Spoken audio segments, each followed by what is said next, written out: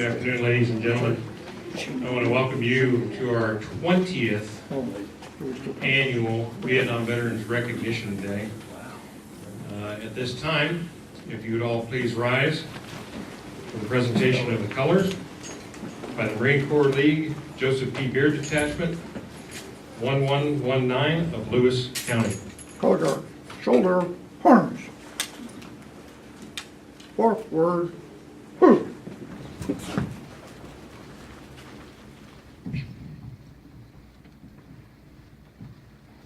Detail, halt. Post colors.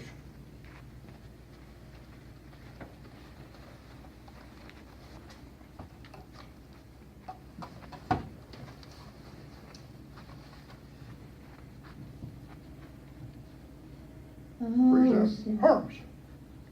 Oh, say, can you see by the dawn's early light what so proudly we hailed at the twilight's last gleaming, whose broad stripes and bright stars through the perilous fight o'er the ramparts we watched were so gallantly streaming, and the rocket's red glare, the bombs bursting in air, gave proof through the night that our flag was still there. Oh, say does that star-spangled banner yet wave o'er the land of the free and the home of the brave? May be seated.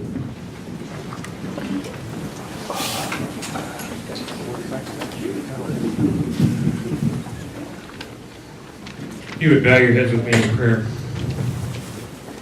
Heavenly Father, I think about the 20 years that we've been doing this in honoring our Vietnam veterans. And Heavenly Father, I want to thank you in advance for the healing and the honor that these programs have brought to our Vietnam veterans.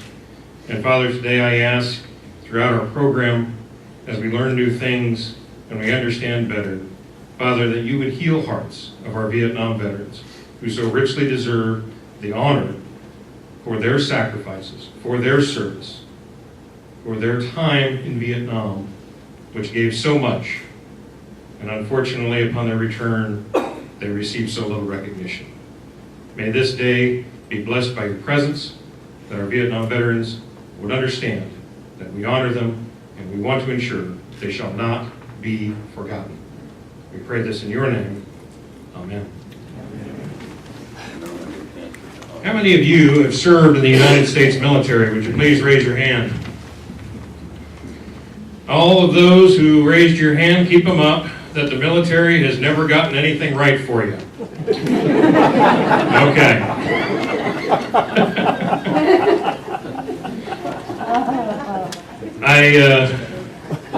This is not how I planned to do my introduction this day. Unfortunately, what happened, and this is entirely my fault, and I will tell you this is my fault because I recalled a conversation that I had 3 years ago with our guest speaker.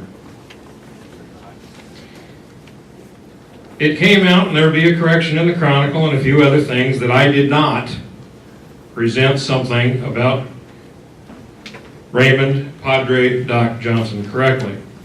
So this is my recantation, and I want you to understand fully about what this is all about. So bear with me a moment. On what he would later call the longest day of his life, nearly 50 years ago, in a rice paddy in a far and distant land, the Viet Cong had executed a deadly ambush upon the Joint Army and Navy Mobile Riverine Force. 48 American lives would be lost that day, and probably more had it not been for Navy Lieutenant Chaplain Raymond Padre Doc Johnson, who assessed the situation and asked for volunteers. Boatswain's Mate 3rd Class C.O. Swede Johnson, no relation to Padre, and Engine Man 2nd Class M.W. Reed Dolezal from boat Tango 92-7 both stepped forward, and the three dashed off into the Valley of Death. And a fourth man, who was slightly wounded, in the midst of the wounded, volunteered to help carry two stretchers out with two critically wounded on board. Padre Johnson was wounded in both legs on his first trip, and they found a group of wounded in action huddled up together. After they returned to the medical aid station, set up at the Tango boat, Padre looked over at both Swede and Red, who were shaking from the fear of surviving the ordeal, and Padre, seeing this, comforted both men and said, "It's all right, you guys stay here." And Padre went back alone and was wounded in the chest on the second trip, but after returning another wounded man, he ran back again. No one was keeping count of how many times he went into the Valley of Death, but it was unanimous by the witnesses that nobody could believe he was still walking and not killed by the tremendous amount of fire going both out and in. There were several gunners on the Tango laying down covering fire for the Padre, and they were stunned watching as he seemed to be on a suicide mission, certainly to die on the next trip. Commanding Officer Ray Rasco of Riverine Division 111, who was taking continuous bunker fire to his own boat, said that each time as he watched Padre Johnson move back into the field, he felt for sure he would never see him again. Yet each time, Padre did, and stayed at the Tango only long enough to help care for the wounded before returning to the rice paddy again. It seemed impossible to Risco that Johnson survived the ordeal. Quote, "He must have had two angels protecting and guiding him." After that fateful day and the ensuing onslaught of paperwork, the United States Army recommended him for the Medal of Honor, which was downgraded by the Navy, because it was a joint Army-Navy combination, to a Navy Cross. Ray's immediate commanding officer later informed him that he would receive the Navy Cross for his actions. However, upon further review, the Navy downgraded it to a Silver Star.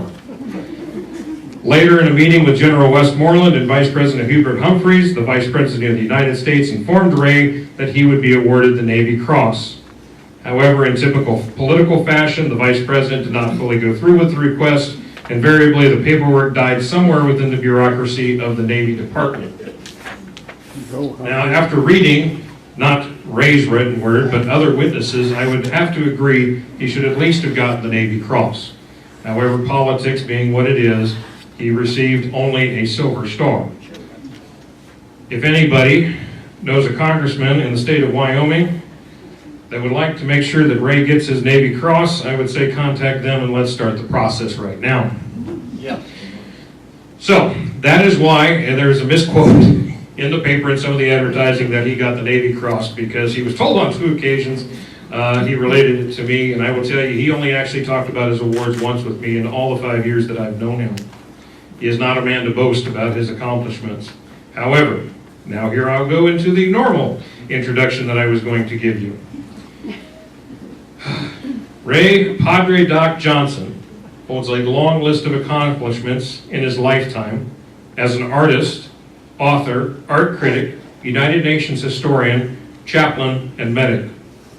As noted by Dr. Noel Brown, he has truly lived the adventure of the Renaissance man in our time. In the 1990s, he completed his international award-winning project, Faces of the Human Family, by living with a wide variety of people groups in 159 nations and recording their lives through his artwork over a process of 13 years.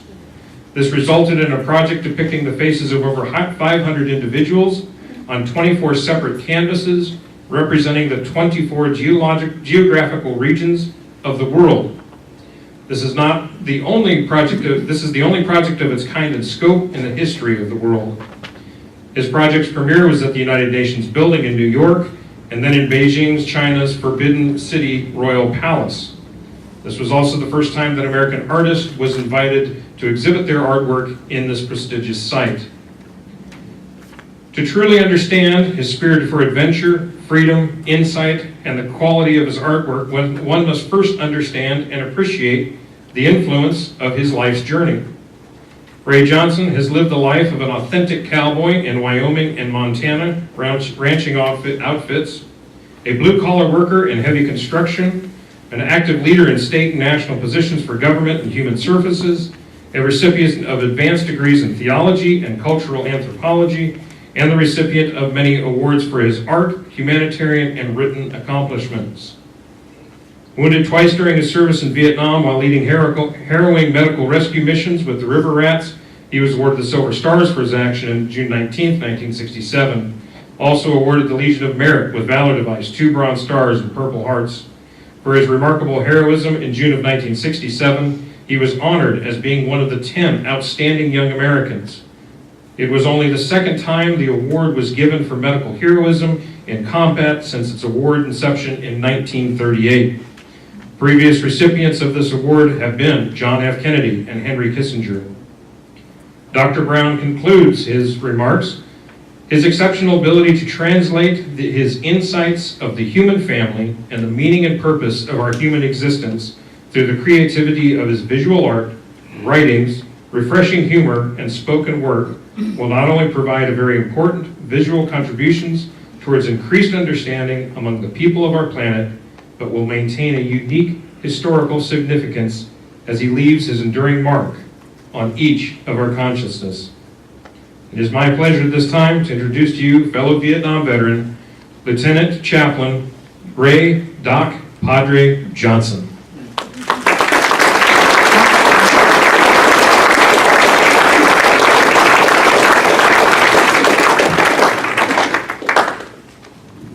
I'm exhausted. I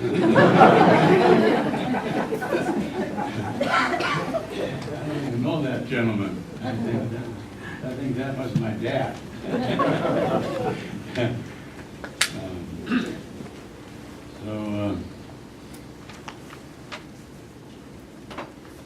I'm honored to be here with you this evening, or this afternoon, excuse me, and to be a part of this assembly of veterans that also were in the line of fire when least expected. I also want to, on our behalf, congratulate Chip and your predecessor, Lee Grimes, right? Grimes, for providing this amazing facility and this historical backdrop behind our participation as medical forces from the time of the Revolutionary War to the present. It's amazing. I've been all over this country to different museums, and this is one of the masterpiece creations that I've witnessed. And thank you for inviting me this day. I want to begin my presentation by saying that I enjoyed the luxury of raising 2 sons from the time they were 6 and 7, with the help of my mother and father at times.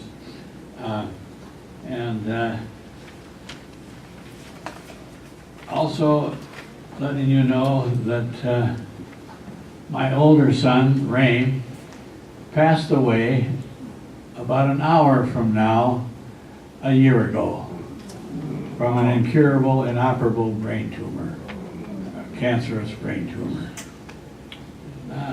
He was an amazing man in triple capital letters, and he outlived traditional medicine's prediction by over 5 years, primarily in my own mind because of the quality of his sense of humor and self-humor. I don't know how you measure that, but that's a piece of gold. And that was my son, Ray. He also had this ability just to express a compassion, a sort of a happy hope in his life. And he was also one of the most thankful men I've known. And thankful people are enjoyable to be around. Yes. He was an enjoyable son. And he left me with I lit a landscape of good memories. I'm a good memory man. So I retain the good, and I have a little dust mop for the other memories. I just sweep them up. And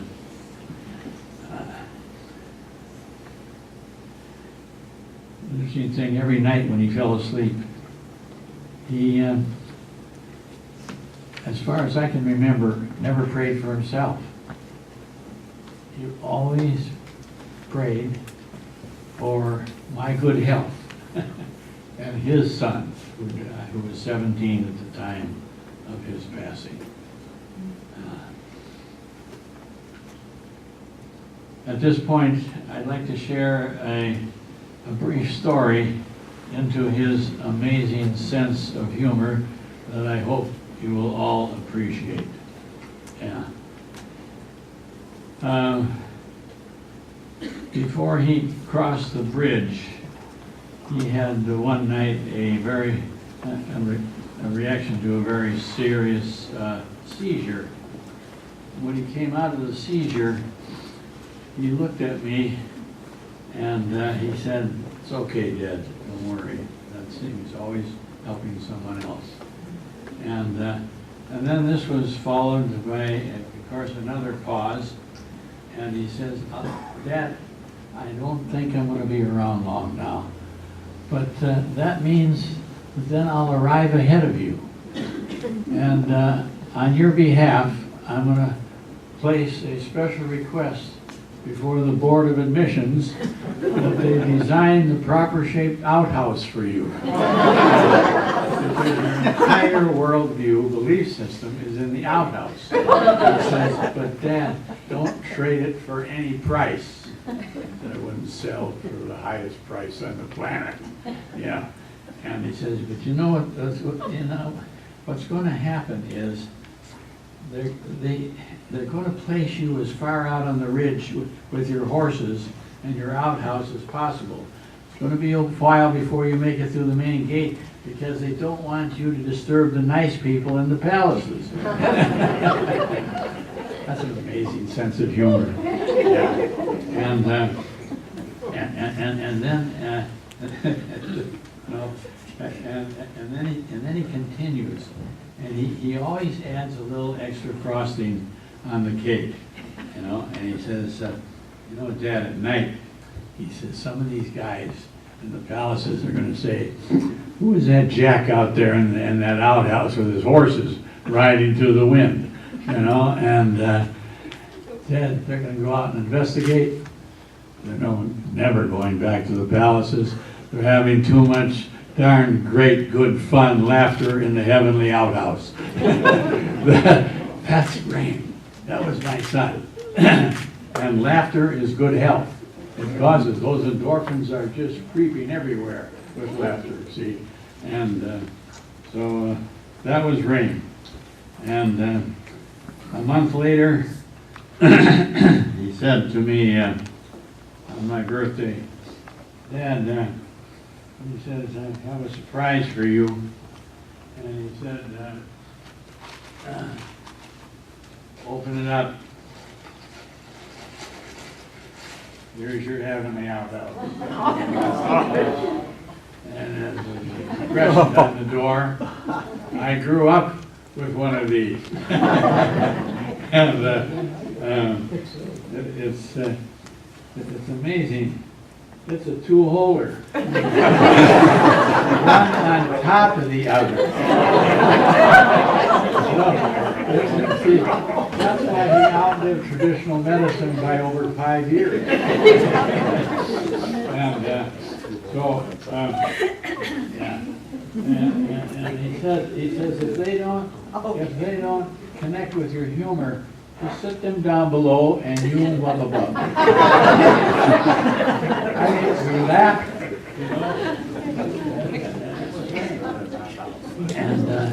and then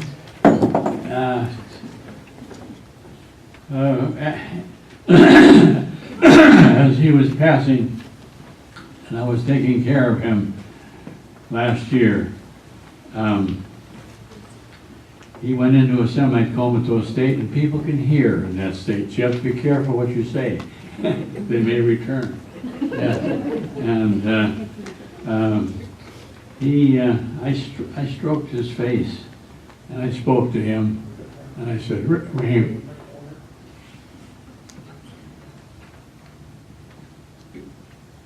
just hang on. I said, this is Dad. I'm right here with you, and I love you forever. And he opened his eyes, and he looked at me, and in these exact words, he said, Dad, I'm okay now, and no worry. I love, and he couldn't get it out. Closed his eyes with this amazing half smile of resignation passing across his countenance. The same face and look that I saw on every man that I was working medically on through my year, and particularly that day from the Navy and the Army in the background. And that it's kind of in everyone's life there's a struggle to survive on this turf. It's comfortable, where it's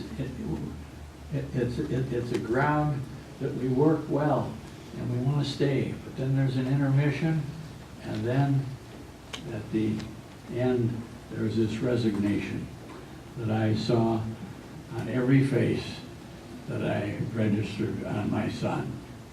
Yeah. And all through that entire year. For this moment in my presentation now, I'll shift, and I'd like to take you back 49 to 50 years in time into the space of one of my personal combat experiences that I'll only add a little frosting to, because my good friend Chip has already plowed the field for me. There's not much left to say in that one, and I appreciate it. But it was a few of you understand you know what happens inside of that condition. And on that day of 48 deaths, and there was 147 wounded that day. It was one of the war's most casualty-riddled battles in a short amount of time, where most of them died and were wounded in the first 3 to 4 hours, and then it continued throughout the evening. Suddenly I can just see, and I met a radio man here tonight, I can see from the boat that we were in, the medical boat that was attached to the shoreline, where I'd watched all my men and of the Army side literally cut down. I mean, it was just brutal. They were caught in a triangular surprise trap, as you remember, and so we were parked along the shoreline of the Rock Guy, and suddenly I saw this radio man make a valiant attempt to make it to our medical position, and he went down, and then he was hit again, and the look on his face, it was, help me, and I had no other option open but to go out and take him back and bring him back. And we've all been in that situation, many of us. And many of you would have done exactly the same thing. You would have gone out, yeah, without question. And many of you did, yeah. And in a similar or the same situation for any fallen member of the family. Yeah. Well, two of us were working together on the Radio Man. This preceded the time before I asked for volunteers.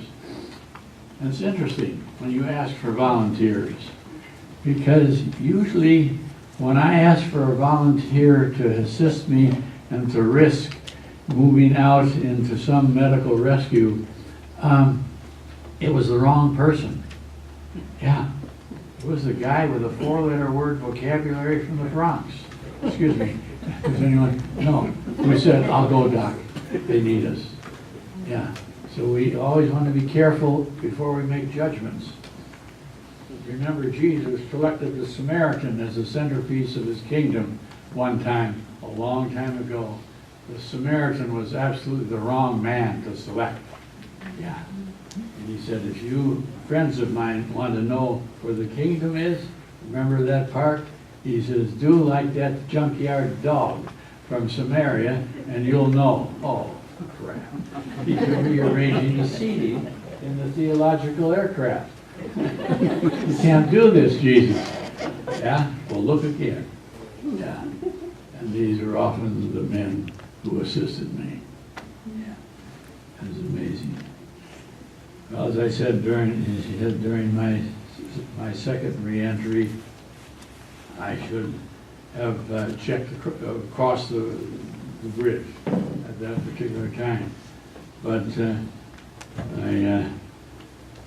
I checked out, my injuries, and I realized that I could probably keep moving.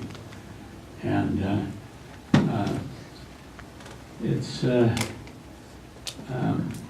in my service there, 13 months, I was also regretfully unsuccessful in my attempt to save many men, where I didn't really fall short in giving my medical aid, but sometimes there's no possible way to retrieve someone, and you have to accept the fact that you did your best and then carry on.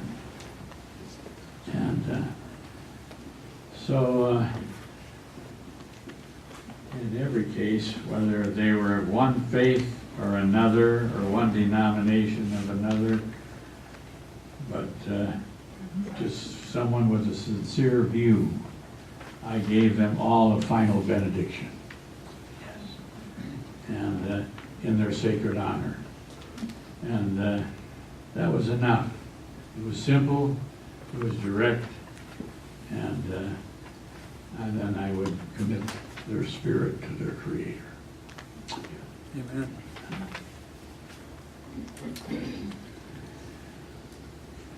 I'm going to try to move along here.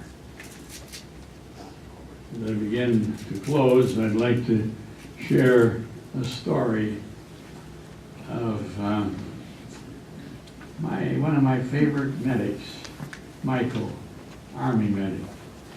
And it was during this longest day of my life that I looked down this long dike along the rice paddy, and I saw this medic moving along, trying to reach the dike. And I knew he was badly wounded.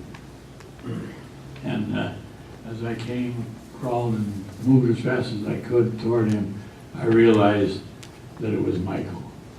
And I wanted so deeply to save his life and somehow provide the medical miracle to allow him, an extension after being hit right near the aorta. And but I couldn't make it. And he passed in my presence.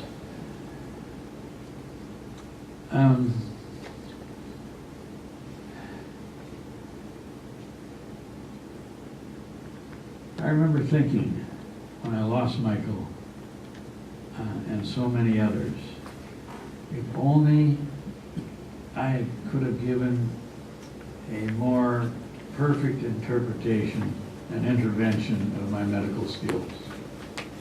But sometimes I couldn't, and I just had to accept that fact, as I said, and move on. Back to the rice paddy. As I continue to record my personal markings in my journal that followed that battle, I wrote that I experienced a space. It was like a moment of dehydration that seemed like forever. And some of you have been there. You know that feeling. Yeah, that suspended space and that dehydration, wondering if you are going to survive in this survival moment of combat. Yeah, and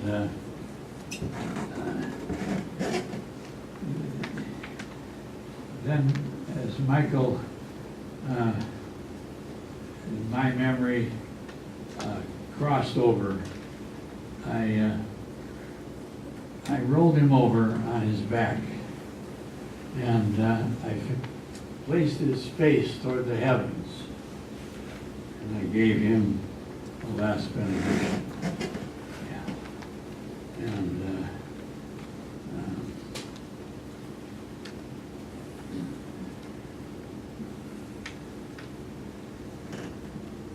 while I was sitting with him, you can see it right now, I asked the question to myself, why aren't they taking me out? I'm right in the open. They're only approximately 80 meters away in the mangroves. And then suddenly, I almost like a miracle, and I don't like to milk this one, but I looked over and I saw a flower with pink and salmon and yellow colors in that flower, in that beautiful creation. And it was right on the edge of this scrubby mangrove. It was the national flower of Vietnam. It was the lotus. Some of you remember seeing the lotus flower. Yeah. And and there it was. And it had always been there. It just didn't drop out of the sky suddenly in front of me. But the miracle was that I was able to see and thankfully sense the position of that flower. And I knew that I was going to live as I saw that floral sign. And then I remember, as if it was happening all over again at this moment of my memory, you know, that I thank God for that extension. And I continued to move around, always hoping that I could continue to help bring encouragement, medical aid, and a kind of a lifting spirit of men. Yeah, and then, though I was, I almost see it in Technicolor right now. I checked my bleeding, and I could see that it was under control. And then I said, I got to get to these three men. I saw them from about 70 yards away, and there were two critical, and there were two serious. One was critical, and the other was an ambulatory, light wound. And I was a running back in college, and what I did is I imagined that I was in a stadium again, and I was running my favorite touchdown play. It was called sled track right. Doesn't make any difference what you use at a time like that. and I went and I piled in with these guys, and I handled the leg wound of the ambulatory man right away. And then I said, say, you're going to be my medical assistant. If you want your two buddies to live, I need your help. They need your help. Huh? I don't know anything. I can't, I don't even know what to do. He said, you just follow my instructions and everything will work out. And are you sure? I know you can. I said, I know you can because they need you. And so he, by God, I tell you, I think maybe I talked in a commanding voice, and it was like he went to a crash course for 2 weeks, and suddenly he just worked to the maximum. He was like a pro, and so later on at one of our reunions, I met him again, and he said, "My gosh, you've aged." And I said, "Have you ever looked at yourself in the mirror?" And it was a great reunion. And so then when I realized that everything was under control and that they were going to make it, I was not sure of the one, but I told him that I was going to 2 more gentlemen over there, and I pointed it out, and I gave him a new leadership responsibility. Continually encourage these guys and say that we're going to be rescued. We didn't know, and he said, I'll be all by myself. And I said, no, you can do it. Yeah, and I need you, and I said, I'm counting on you. Okay, Doc, okay. And all 3 were rescued. They survived as our Vietnamese Marine unit broke through a gap at toward dusk, and they built this perimeter, and they were there all night, and so that the rest of us were able to survive. So it was a lotus flower, a sort of a beautiful piece of nature, just sort of quietly dropped into that mangrove territory. And right in the middle of all those raw sounds of battle. And it was probably one of the altering moments of my life. And while I was there, I said, if I ever get out of this nightmare alive, God, I will go back to the families of as many men that I lost as possible. And it involved 4 years of my life afterwards to go back.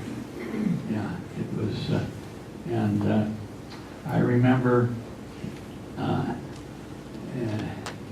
when I went back to Michael's mother, she was already waiting at the doorway. I can see her now. And I left my car and she came running down the walkway and she hugged me like I'll never forget. I thought she was never going to let go. It was an amazing moment. And then as we were sitting in the house later, in this silence, she looked over at me and she said, Doc, why did Michael have to die at 21 years of age? He was always helping everyone. He was wanting to go back to college and continue his studies in furthering his medical career or going into the ministry. And I said, well, Mother, there are some things that are really beyond my ability to answer. But I can tell you one thing for sure about your son, Michael. He was a man who lived out a gift of life and courage to all, regardless of who they were. And he left a mark for all men and women, yeah, as to how we should carry ourselves and deliver ourselves toward others while we have time on this planet. Yeah. Then there was this silence, and she said, thanks, Doc. Thank you. I needed to hear that at this time. 15 years ago, Anna died of a very severe illness. Now I think she's reunited with her son. That's my view. No one has to buy into that, but that's my view at this point. For most of us, you know, who have been given passage to continue living and hopefully enjoying our lives beyond that Vietnam experience that we remember so well in that faraway land. There are really very few clearly defined answers concerning the final cost of any war. We only know for sure, ladies and gentlemen, that you and I, who were young at that time, were all required to risk our lives in that faraway field of armed conflict. Some of you were drafted, some of us were volunteers, but most of us were all enjoyers of life.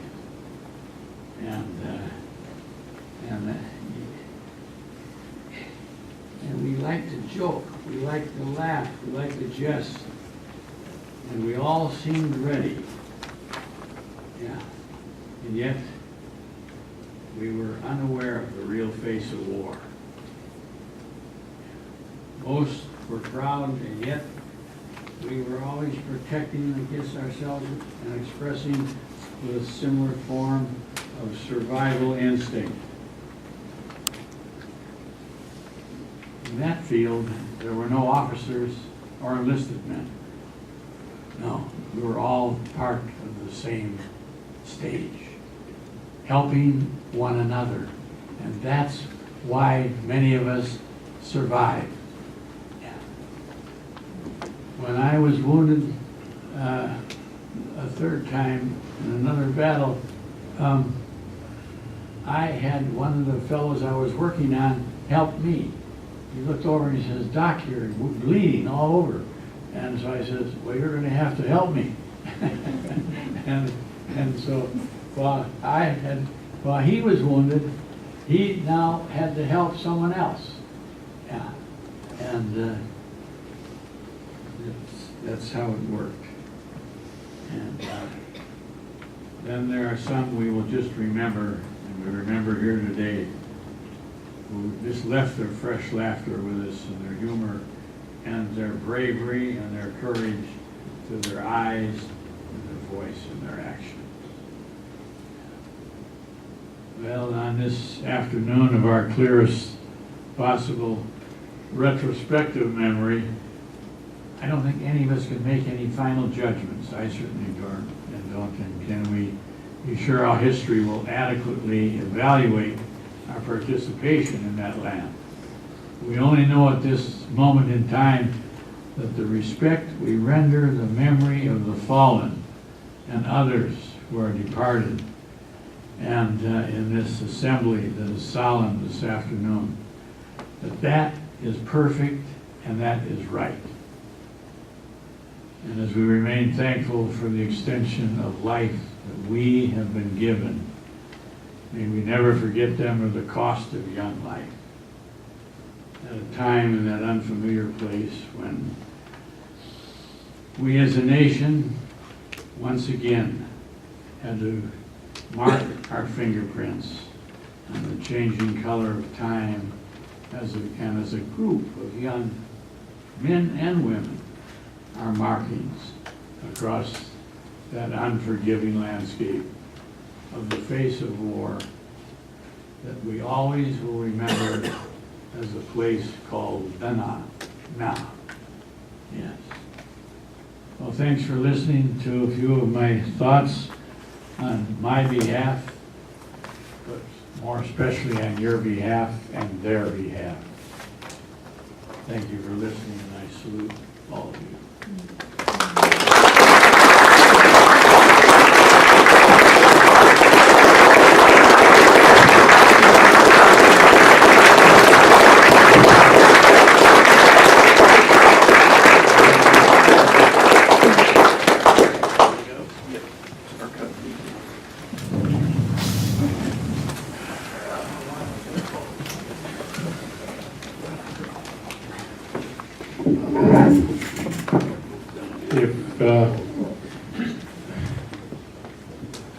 that's a harder act to follow. One of the things that is also unique about Ray is his artwork.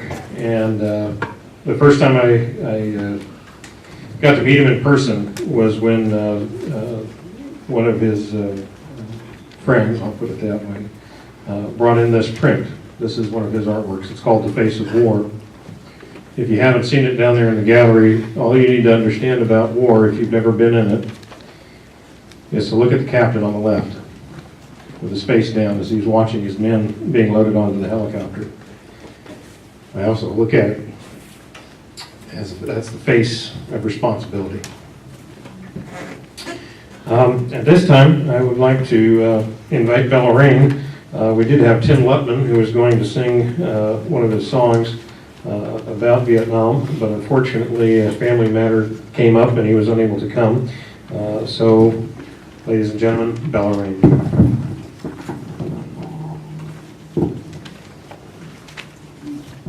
My eyes have seen the glory of the coming of the Lord. He has trampled out the vintage where the grapes of wrath are stored. He has loosed his faithful lightning of his terrible swift sword. His truth is marching on. Glory, glory, hallelujah. Glory, glory, hallelujah. Glory, glory, hallelujah. His truth is marching on. Oh, beautiful for spacious skies, for amber waves of grain, for purple mountain majesty above the fruited plains. America, America, God shed his grace on thee and crown thy good with brotherhood from sea to shining sea. Glory, glory, hallelujah.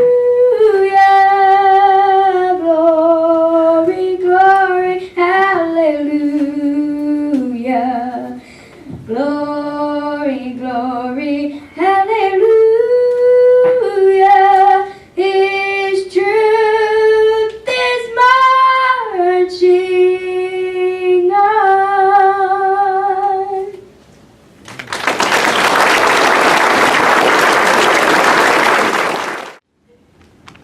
Kind of shared a little bit about this from time to time. It may have been like my second Vietnam Veterans Remembrance Day program, and got done with it, and this guy comes up to me and he goes, he says, so when were you born? And I said, well, October of '71. He says, oh, good, you can't be my kid then. I was in Vietnam.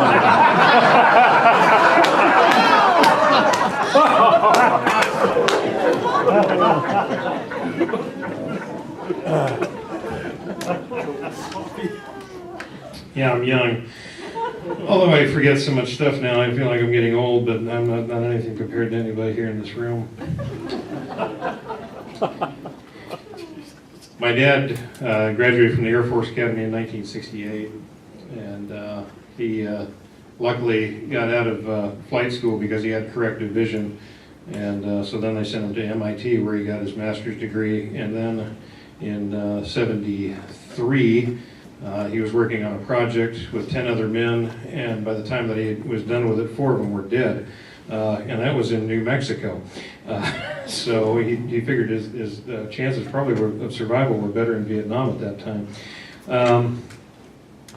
But growing up in a military family as an Air Force brat, and I'll never forget one time down here in the USO, if you haven't come to hang out at the USO, I would encourage you to do that. Tuesdays and Wednesdays are probably the best days to do it. A bunch of veterans gather together, they drink coffee, eat donuts, tell stories. Half of them are probably true. But I'll never forget, and I can't really remember who it was, but this one individual sat there and talked about how their dad was a World War II drill sergeant, and how everything was, in the dresser drawer, and it was folded properly and laid flat, bounce a quarter on the table or on the bed, and whole 9 yards. And I thought to myself, I says, well, I was just an Air Force brat. We were lucky to actually get the clothes in the dresser. But growing up, you veterans, you Vietnam veterans, were always around me. And they were my dad's friends. They were the people that he worked with at the Pentagon or the Laser Research Laboratory or many of the other postings that we went around with. And I grew up around you guys. And I know none of you here would say that you're a hero, but I always looked up to you. I will never forget the many Vietnam veterans that were pilots from the Air Force. That's usually who I met, and their stories and their tales. They filled this young kid with a lot of dreams and visions and understanding. But as an adult now, I look at it, and I realize you were the guys that modeled my life. You were the guys that made it, that this became this job here, this museum, which honors you veterans, as the dream job of my life. And so I cannot thank you guys enough for being an influence in this young punk kid's life and making it to what it is today. I know we always talk about our lives and our experiences, but I wouldn't be the dad that I am today. I wouldn't be the person that I am today if it wasn't for the influence that I had of you guys growing up around me and being somebody that I could look up to. And so I thank you for that. In closing, we're going to call it Bella Rain again. And it's a song that I'm sure you probably are all very familiar with. And I invite you, more than anything, to join along with her. After she is done, I would ask that you all please rise and for taps, where we can remember those that slipped away and crossed over the bridge, that we should not forget them.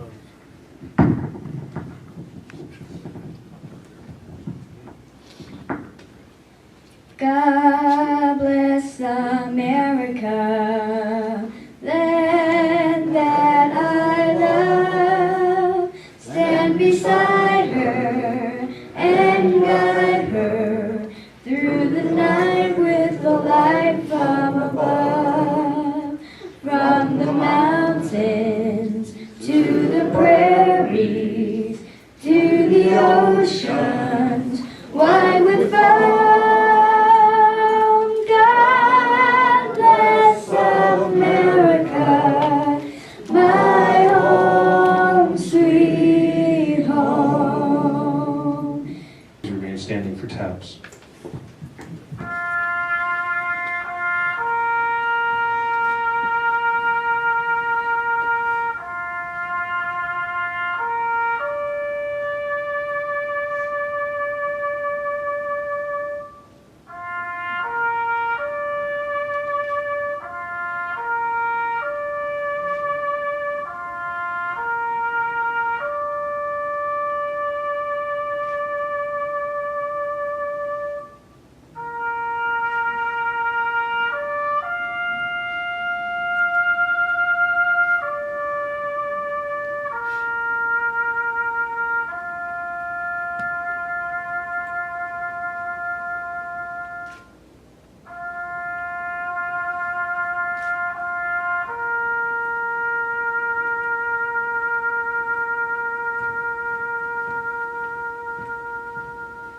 Thank you for being a part of our 20th anniversary of our Vietnam Veterans Recognition Day.